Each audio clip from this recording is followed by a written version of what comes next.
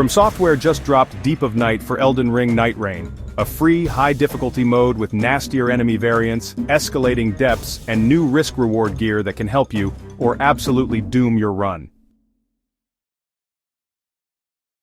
Today we break down how it works, what's new, and how to survive your first descent.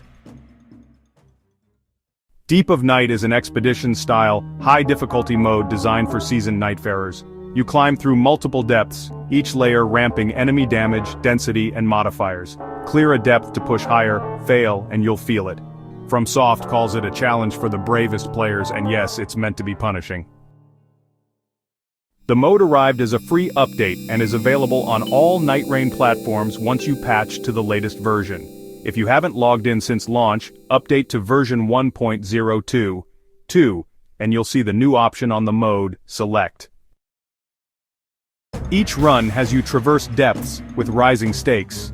Community and publisher notes highlight a difficulty climb through early tiers, then Depth 4 as a finale checkpoint, followed by a truly endless variant for the absolutely unhinged among us. As your performance improves, you earn a rank, and crossing rank milestones unlocks tougher versions of the mode. Think of it like a roguelite ladder, FromSoft style. Deep of Night spices loot with new red tier /empowered weapons and expanded relic slots. The twist? Many upgrades come with detrimental effects attached, bigger boons paired with nasty drawbacks. You'll be tempted to equip massive power spikes, but the negatives can shape your entire build and routing. This risk-reward gear is the mode's identity, power at a price. Expect uber-buffed variants of familiar terrors, red-tinged elites that hit harder, soak more, and punish mistakes. Also, Night Lords aren't selectable like in the base game. Instead, you'll sometimes face Everdark Sovereigns, ultra-lethal alternatives that can invade your run. If you thought Nightreign was already tough, Deep of Night dials it up again. This update also shipped a huge balance pass, widespread buffs to Nightfarers, tweaks to relic effects, and targeted nerfs to outlier legendaries to smooth extreme spikes. Even a few sovereign bosses were adjusted to make the difficulty curve hard but fair. All told, it's reportedly the biggest Nightreign patch to date and sets the stage for Deep of Night's progression. A typical run looks like this. Enter Depth 1, pick a starter relic set, clear encounters to find empowered gear, evaluate the trade-offs before equipping, push deeper as modifiers stack, watch for map obfuscations and hidden target rules.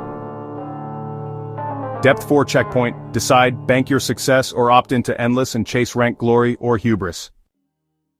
Build around a drawback, not despite it.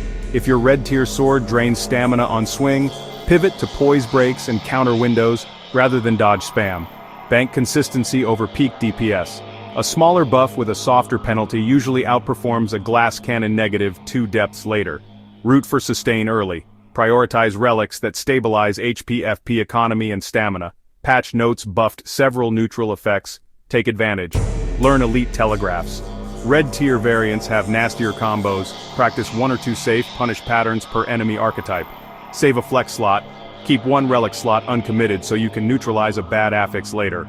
Depth 3 pacing.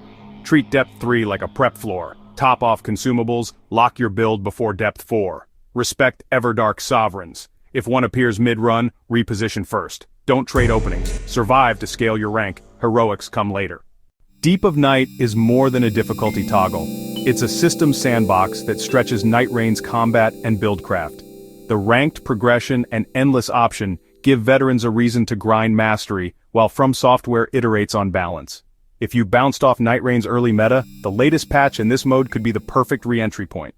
Brutal enemies, smarter progression, spicy loot with teeth, Deep of Night is exactly the kind of high-skill endgame Nightreign fans asked for.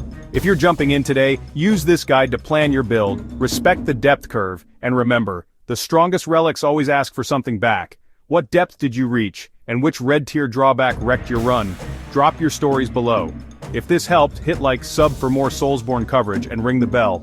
We'll post build templates and elite variant counters next.